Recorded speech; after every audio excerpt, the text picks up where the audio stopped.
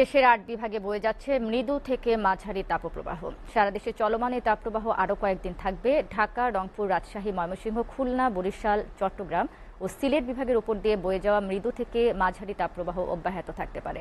এ সময় তাপমাত্রা ৪২ ডিগ্রি ছাড়িয়ে যাওয়ার আশঙ্কা করা হচ্ছে। তবে বৃষ্টির পূর্বাভাসও দিয়েছে আবহাওয়া অফিস। পটুয়াখালীতে গত এক সপ্তাহ ধরে বেড়েই চলেছে গরমের তীব্রতা। গতকাল জেলার কলাপাড়া উপজেলায় দেশের সর্বোচ্চ ৪০.২ ডিগ্রি সেলসিয়াস তাপমাত্রা রেকর্ড করেছে খেপুপাড়া আবহাওয়া অফিস। ভ্যাপসা গরমে দিশেহারা হয়ে পড়েছে সাধারণ মানুষ। ব্যাহত হচ্ছে স্বাভাবিক জীবনযাত্রা। গত ৫ দিন ধরে তীব্র তাপদাহে পুড়ছে চুয়াডাঙ্গা। তাপমাত্রা ৪০.৭ ডিগ্রি সেলসিয়াস। প্রচণ্ড তাপদাহে ব্যাহত হচ্ছে স্বাভাবিক জীবনযাত্রা।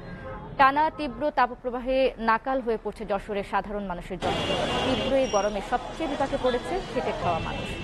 গ্রীষ্মের শুরুতে সারা দেশের সাথে উত্তরের জেলা পঞ্চগড়ে তাপমাত্রা বেড়ে যাওয়ায় ভ্যাপসা গরমে অস্বস্তিতে পড়েছে সাধারণ মানুষ।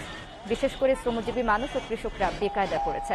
সূর্যের প্রখর তাপ উপেক্ষা করে তারা কাজে বের হলেও তাপদাহের কারণে অস্বস্তি বোধ করছেন। এপ্রিলের শুরুতে তাপমাত্রার পারদ স্বাভাবিকের চেয়ে ৮ থেকে ১০ ডিগ্রি বেড়ে যাওয়ায় দুর্ভোগে পড়েছে সব বয়সী লোকজন। তবে দিনে জেলার তাপমাত্রা স্বাভাবিকের চেয়ে সামান্য বেশি মনে হলেও রাতে এখনো ঠান্ডা অনুভূত হচ্ছে।